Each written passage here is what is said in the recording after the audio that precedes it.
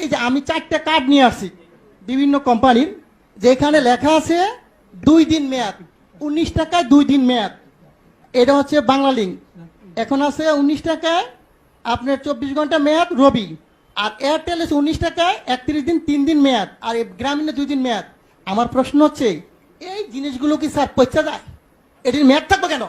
আমার প্রশ্ন হচ্ছে মানুষের টাকা আপনি মনে করেন আমরা যদি 20 কোটি লোক হই, যদি 20 টাকা করে ভরি, আর একদিন সবাই কথা বললাম না, কত হাজার কোটি টাকা এই কোম্পানি নিয়ে যাচ্ছে, সিস্টেমের মাধ্যমে নিয়ে যাচ্ছে। টিআরসি গ্রহণ করেছে, তাই না? ঠিক আছে, তো এখন আপনি আমি এটা বললাম যে ঘটনা আমি এটা দেখছি। এখন বলেন। এখন প্রশ্ন আছে স্যার, এই যে আমি 4টা কার্ড নিয়ে আসছি বিভিন্ন কোম্পানির, যেখানে লেখা আছে 2 দিন মেয়াদ, 19 টাকায় 2 দিন মেয়াদ।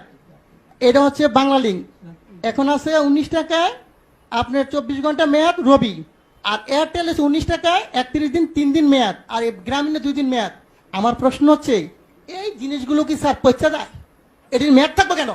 আমার প্রশ্ন হচ্ছে মানুষের টাকা আপনি মনে করেন আমরা যদি 20 কোটি লোক হই, যদি 20 টাকা করে ভরি, আর একদিন সবাই কথা বললাম না, কত হাজার কোটি টাকা এই কোম্পানি নিয়ে যাচ্ছে, সিস্টেমের মাধ্যমে নিয়ে যাচ্ছে। এর আগে আমি বলেছিলাম, একটা নিউজে দেখাইছে 17 মিলিয়ন ভিউ হয়েছে। ওদিন থেকে উচিত ছিল এই সিস্টেমটাকে বাংলাদেশে বন্ধ করে দেওয়া।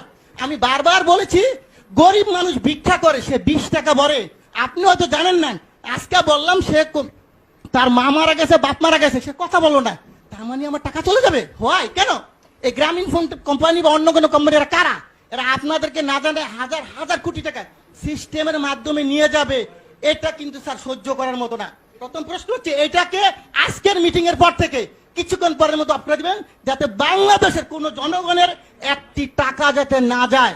এটা আমার দাবি। কত হাজার কোটি টাকা আপনি এই ব্যবসাটা আমাকে দেন, লাইসেন্সটা আমাকে দেন। আমার যে ব্যবসায়ী আছে 15 লক্ষ বাংলাদেশ, আমি কিন্তু লাইসেন্সদারি প্রতিষ্ঠান, আমার এফবিসিসি এর মেম্বার। এই লাইসেন্সটা আমাকে দেন, আমি বাংলাদেশে ব্যবসা করি। এই টাকা আপনার সরকারি খাতে কত টাকা লাগে আমি দিব, এই কোম্পানিকে পাচার করার জন্য দিব না স্যার।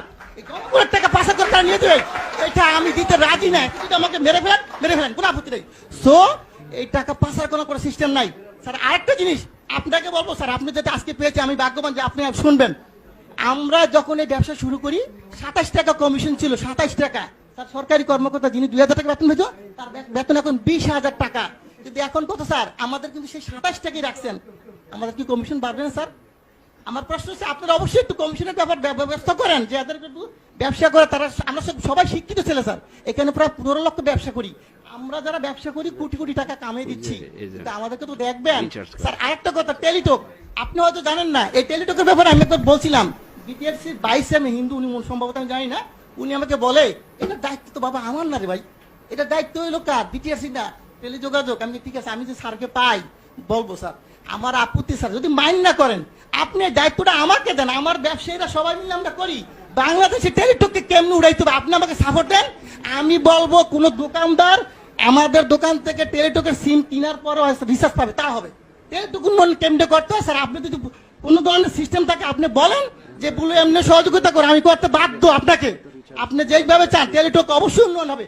টেলিটককে গ্যাফরাইকে, আমাদের দেশি প্রতিষ্ঠানকে গ্যাফরাইকে অন্য কোম্পানিকে উড়াই দিব, আর এটা টাকা পাচার করে নিয়ে যাবে স্যার, এটা মেনে নেওয়ার মতো না।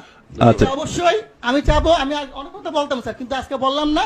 এই বিষয়টা আমি চাই যে আপনি টেলিটকের উন্নয়ন করেন, দেশের টাকা দেশে থাকুক। আর এই গ্রামীণ কোম্পানি বা অন্যান্য কোম্পানি মিনিট যে সিস্টেমটা নিয়ে যাচ্ছে, এটা স্যার বন্ধ।